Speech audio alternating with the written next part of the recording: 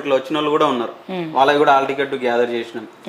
ఇప్పుడు మళ్ళీ ఒకటి ఏంటంటే నాన్ లోకల్ అప్లై చేసిన వాళ్ళు ఉన్నారు, లోకల్ అప్లై చేయకుండా డైరెక్ట్ నాన్ లోకల్నే. వాళ్ళ లోకల్లో పోస్టులు లేనప్పుడు ఏం చేస్తారు, వాళ్ళు నాన్ లోకల్లో అప్లై చేస్తారు. వాళ్ళని కూడా గ్యాదర్ చేసుకున్నాం. మళ్ళీ ఇక్కడ మిస్టేక్ ఏముంది అంటే, ఒక Telugu medium apply candidate Telugu మీడియంలోనే అప్లై చేయాలి, ఇంగ్లీష్ మీడియం లేదు. చేస్తే తెలుగులోనే చేయాలి. తెలుగులో చేసిన అనుకో ఇంగ్లీష్ మీడియం అప్లై చేసుకునే ఆప్షన్ లేదు. అది కూడా ఒక వన్ ఆఫ్ ది మిస్టేక్ ఉంది.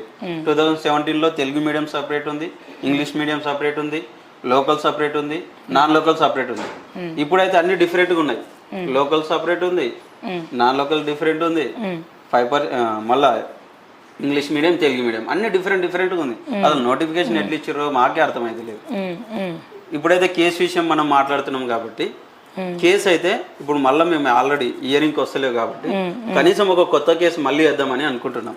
కనీసం ఒక 30-40 వేలు ఒక లాయర్ను మాట్లాడి, ఆల్రెడీ కన్నసాగర్ సార్ ఫేవర్గానే ఉన్నాడు మాకు, అంటే మా బాధను పట్టించుకొని అనుకూలంగా ఉన్నాడు. కాకపోతే అతనికి ఎంతో కొంత ఇస్తేనే మనకు కూడా బాగుంటుంది.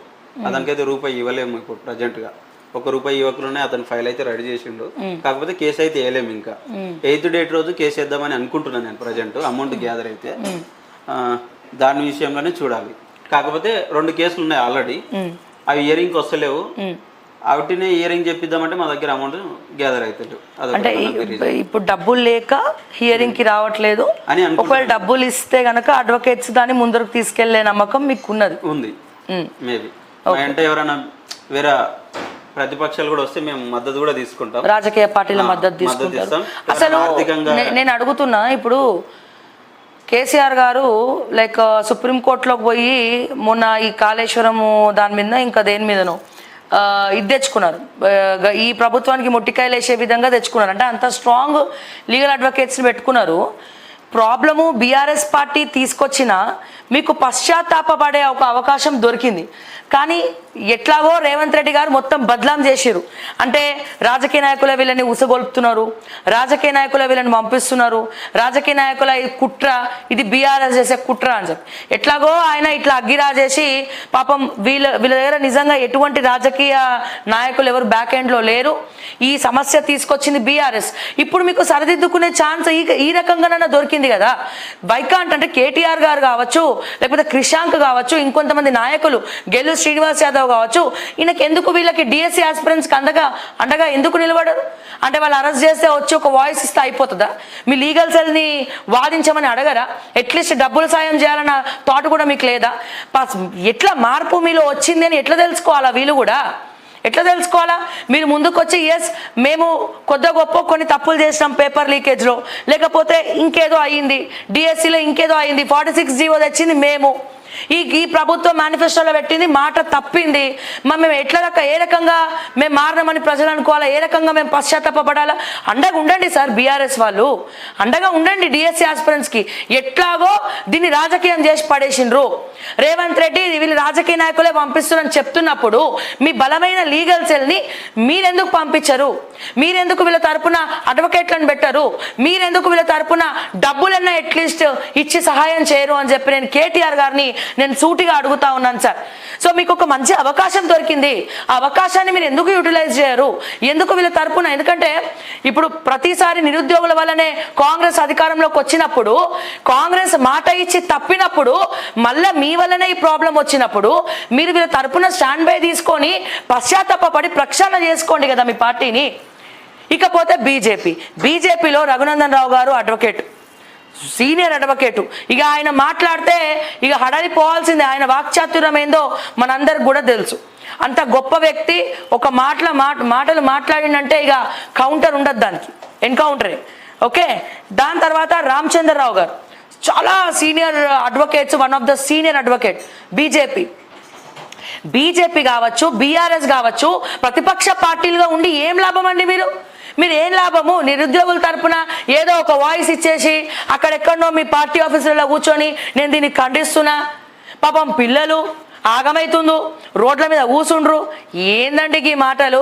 నిజంగా మీకు సహాయం చేయాలంటే, మానవత్వం ఉంటే వీళ్ళ పట్ల గౌరవం ఉంటే వీళ్ళకి ఏమైనా చేయాలంటే బలమైన ప్రతిపక్ష పాత్ర పోషించాలి. ఎస్, మేము పోషిస్తాం. తెలంగాణలో మేము ఉన్నామని నిరూపించుకున్నాం. రానున్న కాలంలో బీజేపీ గెలవాలన్నా, బీఆర్ఎస్ గెలవాలన్నా, మరి ఏ పార్టీ గెలవాలన్నా ఇట్లాంటి ఇష్యూస్ మీరు అడ్రస్ చేయనప్పుడు, వీళ్ళకి సపోర్టివ్గా ఉండనప్పుడు, సపోర్టివ్గా మీరు స్టాండ్ బై తీసుకోకపోతే మీ పార్టీలను ఎందుకు నమ్మాలి, ఎందుకు ఓట్లేయాలి? రానున్న కాలంలో లోకల్ బాడీ ఎలక్షన్స్ వస్తున్నాయి. వీళ్ళందరూ కాంగ్రెస్ పార్టీ మీద కోపంగా ఉన్నారు. ఏ నిరుద్యోగుల వల్లనైతే కాంగ్రెస్ అధికారంలోకి వచ్చిందో అదే నిరుద్యోగుల వల్ల కాంగ్రెస్ లోకల్ బాడీలో మైనస్ అవుతుంది. వీళ్ళ దగ్గర డబ్బులు లేవు, వీళ్ళకి వెనకాల రాజకీయ సపోర్ట్ లేదు. పైగా బట్టగాల్చి మీదేసిండు మన రేవంత్ రెడ్డి గారు. ఏమని బట్టగాల్చి మీదేసిండు? డిఎస్సీ ఆస్పిరెన్సీ ఉసిగొల్పింది ప్రతిపక్షాలే, రాజకీయాలే, బీఆర్ఎస్ అని చెప్తాడు. మరి బీఆర్ఎస్ లీగల్ సెల్ ఏం చేస్తుంది? వీళ్ళ తరపున కోట్ల కేసే ఎక్కర్లేదా? వీళ్ళు తట్టుకొని నిలబడతారా? మీ పార్టీస్ సపోర్ట్ ఇవ్వరు. పైగా వీళ్ళని రాజకీయం చేసి వాడుకుంటున్నారు, వీళ్ళ జీవితాలతో ఆడుకుంటున్నారు. మరి ఎందుకు మీ బీఆర్ఎస్ పార్టీ తరపున ఒక అడ్వకేట్ని పెట్టండి సార్, లేదా డబ్బులు ఇవ్వండి.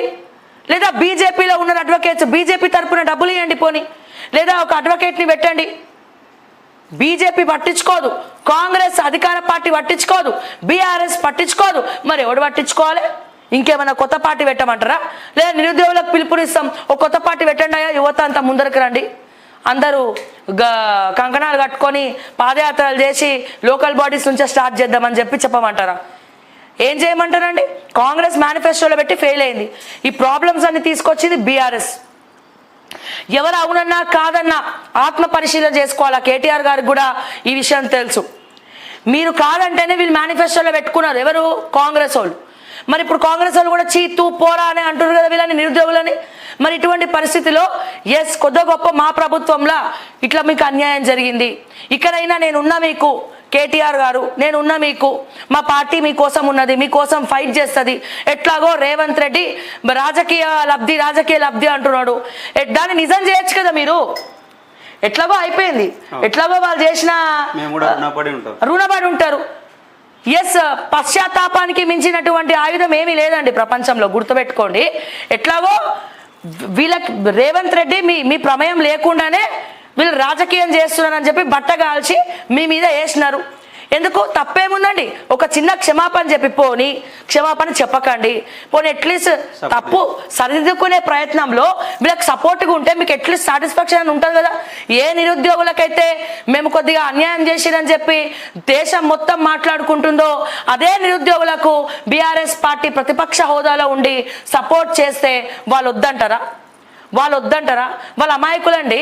వాళ్ళ ఉద్యోగాల కోసం, వాళ్ళ జీవితాల కోసం, వాళ్ళ జీవితాలను పరంగా పెట్టి చదువుకొని ఏదో ఒక రకంగా సెటిల్ అవ్వాలని కలలు కంటున్నారు. ఇక్కడైనా బీఆర్ఎస్ లీగల్ సెల్ ఇవ్వండి. క్రిషాంక్ గారు, కేటీఆర్ గారు, గెల్లు శ్రీనివాస్ యాదవ్, హరీష్ రావు గారు, కేసీఆర్ గారు, సో దయచేసి స్పందించండి. మీ బీఆర్ఎస్ లీగల్ సెల్ సపోర్ట్ ఇవ్వండి. ఎట్లాగో రేవంత్ రెడ్డి చిచ్చు పెట్టిండు, ఎట్లాగో అయిన బదలం అయిపోయిండ్రు.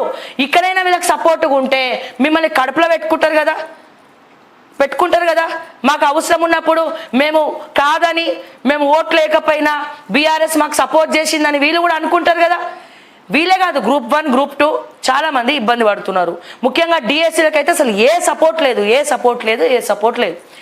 నేను బీజేపీని కూడా అడుగుతున్నా, not only BRS. Congress fail అయిపోయిందని అర్థమైంది. విద్యాశాఖ మంత్రి లేడు, వీళ్ళు పోతే ఏదో ఇట్లా తూతుమంటారని మాట్లాడతారు, రోడ్డు మీద కూర్చుంటే లాటరీ ఛార్జీలు చేస్తారు, ఎస్ఐలు సీఏలు బండబూతులు తిడతారు, మాట్లాడే మాలాంటి వాళ్ళ మీద కేసులు పెడతారు. ఇక అంతకన్నా ఏం చేయడానికి వస్తలేదు కాంగ్రెస్ పార్టీకి. మరి అటువంటి అప్పుడు బీజేపీ ముందుకు రావాల్సినటువంటి అవసరం ఉందా లేదా? బలమైన ప్రతిపక్షం ఈ రోజున బీజేపీ కాదా, బీఆర్ఎస్ కాదా? ప్రతిపక్ష నేతలు గ్రౌండ్లో ఇన్ని సమస్యలు పెట్టుకొని ఓట్లు రావాలంటే ఉట్టి పుక్కట్లేస్తారండి ప్రజలు. వీళ్ళ తరపున స్టాండ్ బై తీసుకుంటేనే కదా లోకల్ బాడీస్లో మీకు ఓట్లు వద్దా, మీ సర్పంచులు గెలవాల్సినటువంటి అవసరం లేదా?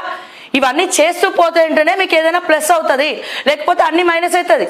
మీరు కూడా మీ స్వార్థం కోసం, మీ ఓట్ల కోసమైనా హెల్ప్ చేయండి పోనీ, దానికోసమైనా సపోర్టివ్గా ఉండండి అని చెప్పి నేను అడుగుతా ఉన్నాను. అండ్ అదే రకంగా నా వంతు సాయం నేనేం పెద్ద ఏమీ ఇచ్చేయట్లేదు, బట్ మా ఛానల్ తరపున నా వంతు, నా స్తోమత మేరకు నేను మీ పేరు రాయలేదు అశోక్, ఇక్కడ మీరు రాసుకోండి, ఎందుకంటే నేను మీ అకౌంట్ దేని మీద ఉందో తెలియదు. ఎస్, నా స్తోమత మేరకు నేను 20,000 రూపీస్ చెక్ ఇస్తున్నాను.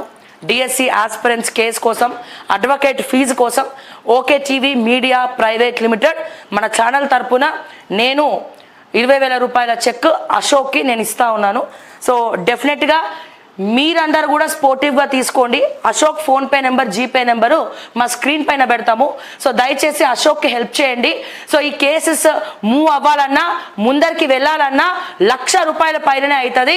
3, 4, 5 అడ్వకేట్లను పెట్టుకోవాలి, లేదా మీరు సపోర్ట్ చేయండి. అండ్ అట్లాగే పార్టీలు కూడా వీళ్ళ కోసం కొట్లాడాలా. పార్టీలు మీ లీగల్ సెల్ కొట్లాడడం అంటే ఏదో ఉత్తుత్తిగా పుక్కట్లు ఇట్లా కొట్లాడేసి వెళ్ళిపోవడము. బీఆర్ఎస్ పార్టీ ఆఫీస్లో, అటు బీజేపీ పార్టీ ఆఫీస్లో బీజేపీ పార్టీ ఆఫీస్లో, బీఆర్ఎస్ పార్టీ ఆఫీస్లో పోయి ఏమంటాం మైక్లలో పెట్టుకొని ప్రెస్ మీట్లు పెట్టి మేము ఉన్నామంటే ఏ రకంగా ఉన్నారు మీరు? లీగల్గా హెల్ప్ చేస్తున్నారా? పైసల పరంగా హెల్ప్ చేస్తున్నారా? లేకపోతే ఆమెను నిరాహార దీక్షలు చేసి ఇది చేస్తున్నారు? ఏం చేయట్లేదు కదా. ఉన్నామని చెప్పి మాటలు చెప్తున్నారు, మూటలు సంపాదించుకొని వెళ్ళిపోతున్నారు. ఇట్లాంటి వాళ్ళకి సపోర్ట్ చేస్తే మిమ్మల్ని జీవితాంతం గుర్తుపెట్టుకుంటారండి. రేపటి రోజున వాళ్ళు ఉద్యోగాలలో వాటన్నిట్లో కూడా ఉండి జీవితాంతం మిమ్మల్ని గుర్తుపెట్టుకుంటున్నారన్న విషయాన్ని దయచేసి మీరు గుర్తుపెట్టుకోండి. ఒకవేళ హియరింగ్ కనుక మా కేసును కనుక రానియకపోతే చలో ఢిల్లీ కార్యక్రమం